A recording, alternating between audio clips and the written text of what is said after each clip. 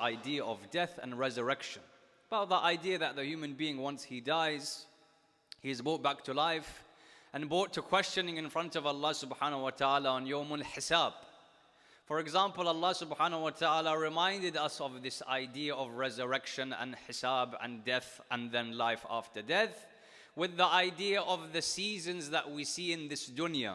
For Allah subhanahu wa ta'ala made, for example, the plants to dry up, the leaves to fall off the trees, for there to be a type of death in the crops and in the plants of this world.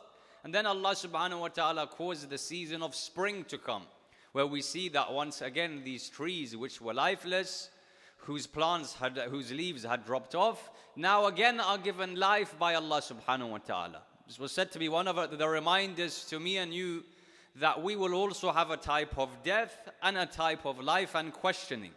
Or for example, when I sleep and wake up, the darkness of the night and the light during the daytime, all were said to be reminders of this idea of death and then resurrection. For example, Luqman al-Hakim, he speaks to his son. As we know, Luqman has a number of different pieces of advice and wisdom that he gives to his son. On one occasion, he tells his son, he says, if you are shak, if you are in doubt about death, then look at the sleep that Allah subhanahu wa ta'ala has placed on this earth. In the way that you can't escape sleep, in the same way you won't be able to escape death. For someone eventually sleep overtakes him and he's unable to control himself. And then Luqman would say to him, his son, and if you are in doubt about resurrection and when you will be given life once again, then think about the state of awakenedness that you have. That in the way that you can't escape but falling asleep, you can't control it. Likewise, you can't control, but you have to wake up at some point in time in this dunya. These were signs from Allah subhanahu wa ta'ala about the death of the human being and resurrection. Likewise, we understand Quranul Kareem also stresses upon this issue of al-hayat ba'da al-maut wal-nushuri wal-ba'ath, or when the darkness of my grave will be filled with the light of resurrection. Why is it that Quranul Kareem mentions this issue so much, so frequently, so oftenly? Because Allah subhanahu wa ta'ala knew that one of the most difficult times in my life, one of the most difficult phases that the human being goes through is that period of resurrection when he's taken out of the grave. That we're told, did they understand? And what was this story of Uzair alayhi salam? We're told, and there's a lot of areas of discussion that unfortunately I have to leave because of time and other issues, but we're told that Nabi Uzair, his ummah that he sent to, وَظَالِمِينَ وَمُذْنِبِينَ, were those that committed sin. And Allah subhanahu wa ta'ala, we know of His mercy how someone will commit sin or a nation will commit sin and Allah will forgive. And they will commit sin and Allah will forgive. And we see in how many occasions prophets of God are sent. And those people commit sin after sin, but Allah subhanahu wa ta'ala doesn't send His adhab, doesn't send His punishment. In most cases, Allah subhanahu wa ta'ala either sends His adhab and punishment when that prophet of God requests it, or when they do a very major sin. For example, Nabi Nuh alayhi salam, Allah subhanahu wa ta'ala doesn't send them adhab until Nuh alayhi salam, after many years of tabligh, says, Ya Allah, punish them. In this case, in the case of the people of Uzair, salamullahi alayhi, Allah subhanahu wa ta'ala sends adhab when?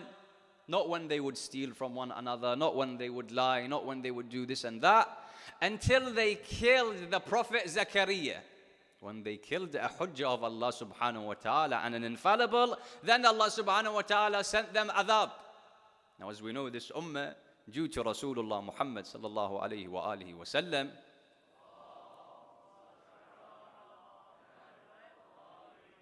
isn't given adhab in this dunya in that way, like the previous nations were. Due to the wujud of the Prophet, Allah's mercy is, we won't give them adhab wa anta fihim, whilst you are there, Ya Rasulullah.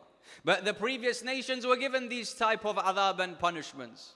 What was the adhab and punishment of these people?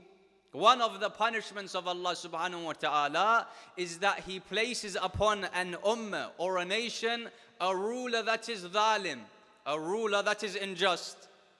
This is one of the punishments of Allah subhanahu wa ta'ala. And so Allah subhanahu wa ta'ala decided to send upon them a dhalim ruler, hakim, who has rule over these people. He causes bloodshed, he kills them, a dictator. So person, this dhalim. It's here then that this part of the story that Quran mentions begins. كَالَّذِي مَرَّ عَلَىٰ قَرْيَةٍ وَهِيَ خَاوِيَةٌ عَلَىٰ أُرُوشِهَا. Once the bloodshed has taken place, and the dhalim, yes, even though he's a punishment of Allah subhanahu wa ta'ala, the dhalim can never remain on this earth. The dhalim never has power. Temporarily, for a short percentage of time, he may have some sort of power over people, but eventually what happens to that dhalim? وَسَيَعْلَمُ الَّذِينَ ظَلَمُوا أَيَّ مُنْقَلَبٍ يَنْقَلِبُونَ. That dhalim also dies. Uzair alayhi salam is passing by and he walks through this town a second time. Today, for example, we see so many examples of these war-torn countries. You see them before and after. There's a big difference. Before bombings, before war, before bloodshed, there was a city, there were people, there was a community. Afterwards, now there's nothing. This was the state of Uzair when he walks past and all he sees are bodies. And so at that moment, the riwayat tell us that he doesn't question Allah subhanahu wa ta'ala. Rather, he wants to know, he wants to see. He says, Ya Allah, will you then give these people life after you have already given them death? And we're told, for example, that there is a river there and there are certain bodies. Half are in the river, half of it is on top of the river outside. And there are animals or fish in the river that are eating the flesh, half of the flesh of this body, and the other half remains untouched. So he says, how will Allah subhanahu wa ta'ala give life to these people after it has been taken away? After the bones have been scattered, how will we have the same body given to that human being? And that's when Allah subhanahu wa ta'ala decides to show him. That Uzair then, as we know, when he's traveling, we're not told where he's going. Riwayat don't tell us where he's traveling to. What we are told, however, is what he has with him. That Uzair alayhi salam has one donkey. He has what is known as zad, or some food with him. And certain riwayat say he has olives with him and some juice, whatever he has with him. One donkey himself and zad. Allah subhanahu wa ta'ala then causes him to die. And as we know, as Quran says, أَمَاتَهُ اللَّهُ مِئَةَ عَامٍ. He dies for how many years? 100 years. After which Allah subhanahu wa ta'ala gives Uzair life once again. He's asked, كَمْ لَبِثْتَ? For how long have you been sleeping? He says, لَبِثْتُ يَوْمًا أَوْ بَعْدَ يَوْمٍ. Part of a day or a day. Now, why does he say part of a day or a day? Because we're told that when Allah subhanahu wa ta'ala takes his soul, the sun is at that place just before the time of dhuhr, so just before the zenith. And when he wakes up and he's given life again, the sun is just after the time of maghrib, after the sunset, and just about to set. So he thinks that if I slept for a few hours, part of a day. Either one day or part of a day. Allah subhanahu wa ta'ala says, look at your donkey. He sees that the donkey is just bones. Allah subhanahu wa ta'ala says, look at your food. He sees the food that he has left was completely fresh. Now this is the incident that we're dealing with. That Allah subhanahu wa ta'ala takes his life, gives him life once again. In front of his own eyes, Allah subhanahu wa ta'ala shows him that this donkey which was a pile of bones, now becomes covered with the clothing of flesh and bone. Now the animal is given life once again. This was the story of Surah Al-Baqarah and Uzair. But many issues came with regards to this story that history mentioned. One of those being, did Uzair alayhi salam fall asleep for 100 years? Or did Allah subhanahu wa ta'ala take his life? I.e., does he die for 100 years? Or no, it's sleep. Those that said that Uzair died, said the Quran says, أَمَاتَهُ اللَّهُ. We made him die. Amatullah is al-Zahir, is that he died. Those that say it must have been sleep or like a coma, said that if he had died, he would have known about it. How can it be that I die and then I'm given life again and then I think that I've just slept for yawman aw ba'da yawm? If Allah subhanahu wa ta'ala was to take his soul, he would have seen the angel of death, mathalan, or he would have seen the akhirah and the other world. So how can it be that he doesn't know what took place, but he died? In mended acts. Isa alayhi salam says that the grave was so fresh that I could still feel the wetness, the moistness of that water. So this person has died, what, for example, 1 day or half a day, and he's just been buried 1 hour ago, half an hour ago. Another person that was there, the other grave that was next to him, was a grave that was so old that you could just about see the markings on the grave. So for example, this person has died how many years ago? 300 years ago, 400 years ago. Isa alayhi salam says, Qum bi'idhnillah or Quma bi'idhnillah. Both of them come out of their graves with the permission of Allah subhanahu wa ta'ala. Why? He wishes to ask them. What did you go through? What was akhirah like? What is barzakh like? What is death like? So the one that had died, let's say 400 years ago, when he comes out of his grave, Isa alayhi salam asks him, what was your journey and experience like? He says, Ya Ruh Allah, just now Allah subhanahu wa ta'ala, just now, Allah subhanahu wa ta'ala took my soul, and I was just about to enter into the gardens of Allah subhanahu wa ta'ala, and you woke me up. I.e., 400 years of this world equals how many years in, how long in the akhirah barzakh? Maybe 2 minutes. Of course, there's not, the same time is not there, but it felt like my soul was just taken, and I was made to come out of my grave. The other one who's died a few hours ago, he was asked by Isa, Ruhullah, what's happened to you? Unfortunately, this person was of the mudhnibeen, musi'een. He says, what's happened to you? He says, Ya Ruhallah, I have been questioned. My soul was taken out of my body. I was questioned, and it feels like I've been in the punishment of Allah subhanahu wa ta'ala for 1,000 years. So the ulama, they understood from this that time in this world doesn't equal time in the barzakh.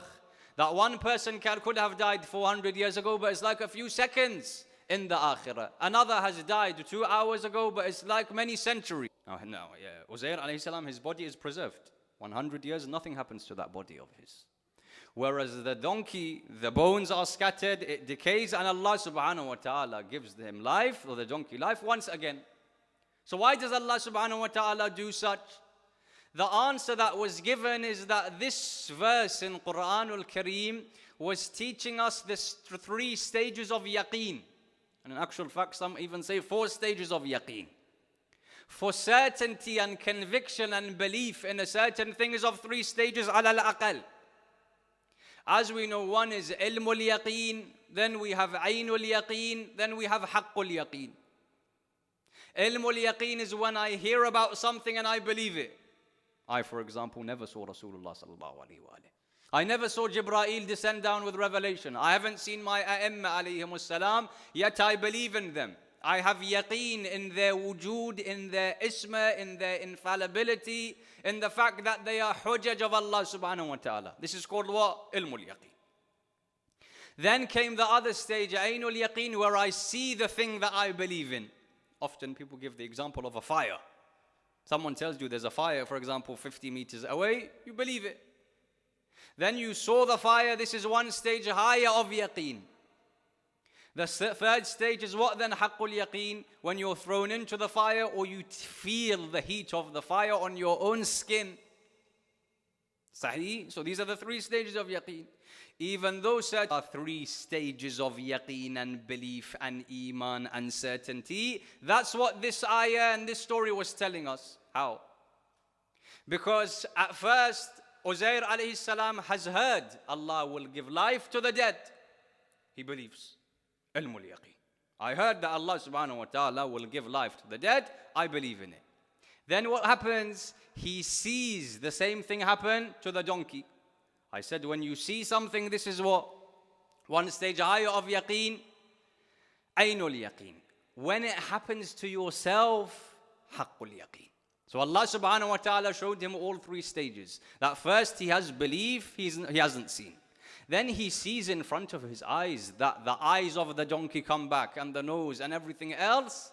And then he realizes that I have been dead here for 100 years and I was given life once again. Allah subhanahu wa ta'ala wished to show him these different stages of yaqeen and certainty. Here, however, the ulama, they mention something very interesting. They say that if you want to take something from this verse, take this, that even 100 years, just for an increase in your yaqeen and certainty isn't a long time. Allah subhanahu wa ta'ala wants to show him one lesson, wants to teach him one thing. Allah subhanahu wa ta'ala makes him wait for 100 years just to teach him one lesson. For ilm and knowledge and yaqeen, even if you have to wait for 100 years, this isn't a long time to wait. And this was what Allah subhanahu wa ta'ala was to wait for knowledge. Because if you look at the ahkam and the things in this dunya, if you look, salah for example, Saum, Hajj, we have a minimum age on which that thing becomes wajib. It becomes wajib on a person when he reaches the bulugh or reaches puberty. Likewise, towards the end of their life, many of the ahkam are not present. For example, a person is 80 years of age, Sawm and fasting is not wajib on them. Hajj, for example, if they're unable to perform Hajj, it's not wajib on them. So everything in this dunya that came from Allah subhanahu wa ta'ala was muhaddad bit-tarafain. From both sides it was limited. When you reach the age of 9, the age of 14, then it's wajib. And towards the later years of your life, many things fall off from your obligation. But there was one thing that had no limit. اطلب العلم من المهد إلى اللحد. There was no bulugh, then start gaining knowledge. Or there was no until you're 80, then start gaining knowledge. We're told knowledge and yaqeen was something that you should constantly strive to be able to gain. Often people have this idea, you want me to pay this amount of money? You want me to travel this far? You want me to buy these books? Or for example, a person goes on ziyarah or hajj and they pay money. What's the whole point of this? The whole point is that this increases in your certainty. This Prophet of God has to spend 100 years dead just for one increase in his yaqeen. And I can't spend a few amounts of money, or I can't have a bit of difficulty trying to find knowledge and increase in my ma'rifah and belief. This Prophet of God spends 100 years. No matter how much you give to knowledge, it's not enough for the haqq that knowledge has upon us. And I'll give you one example. That we're told, if a person performs them, then that person's body won't decay. And the way that Uzair's body doesn't decay when he dies, likewise if a person performs these certain things or is of these type of people, his body won't decay. For example, the riwayat say the mu'adhin, the reciter of adhan, if he recites adhan regularly in a masjid mathalan, or he is multazim biqira'at al-adhan, then his body doesn't decay in the akhirah. An alim, his body doesn't decay in his grave. A shaheed, a martyr, his body doesn't decay. A hafidh of Quran, the mother that gives birth and that dies within 10 days of giving birth to her child, her body doesn't decay. A person that is muadhib, that continuously performs ghuslul jumu'ah on Fridays, his body won't decay in the akhirah. Hafidh of Quran, their body. A person that dies on Laylatul Jum'ah, his body doesn't decay. So there were many things. That when this Imam of ours rises up, he looks like a 40-year-old man. If someone asks you, what's the proof of this from Quran? There were many. One of these was this verse. That Uzair, if Allah can preserve him in the form that he was, even when he is dead, he can preserve the form of Sahib Zaman even whilst he's alive. Likewise, in the way that Uzair's body can be in the middle of this town, yet every single person that walks in front of it cannot see what's in front of him. Likewise, there can be an Imam and a human being that comes to visit his grandfather in Karbala, that comes to Hajj and Arafah, that comes to the majalis of his grandfather, but I can't see him. You know, some people, they may be surprised when we are told that Sahib Zaman is in front of me, but I can't see him. Don't be surprised that some were able to see him during the time of Ghaibah. Don't be surprised then when we hear of these riwayat that no matter what we do and where we are, the A'imma alayhim as-salam are informed about what me and you do. For Al-Baqir says, tell them, have muwadhaba, have the habit of doing good. Uzair